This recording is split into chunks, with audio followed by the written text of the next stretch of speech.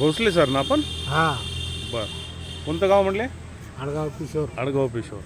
आता बघा आपण तुम्हाला जे त्रास काय आहे तुम्हाला नेमका? मला शुगर BP अस्थमा सर्व. बरं बरं. आपण तुम्ही शुगरसाठी आपल्याला हे तुम्ही आपलं लिक्विड ओजस्विन चालू केलं आहे, ओजविन है ना?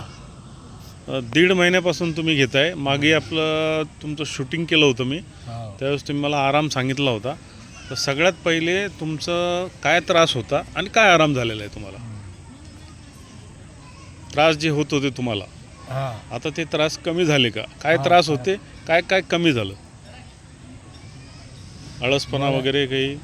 गोळ्या त्या ॲलोपॅथिकच्या गोळ्या चालूच आहे. हं,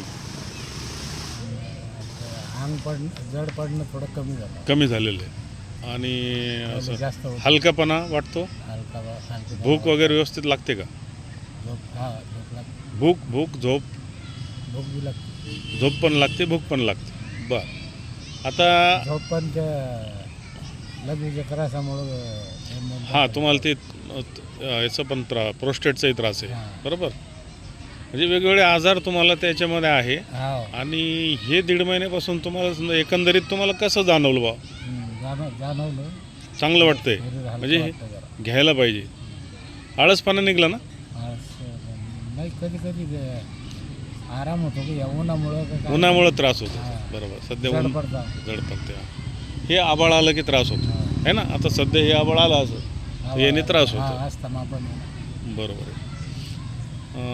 अस्थमा पण आहे का तुम्हाला? ठीक आहे. तर पण एकंदरीत तुम्हाला हे घेतल्यापासून हो. रिलीफ झाली. अनेक लोकांनी घेऊ शकता का नाही घेऊ शकत? म्हणजे घेतलं तर बरं राहील का? हो. Yes, thank you.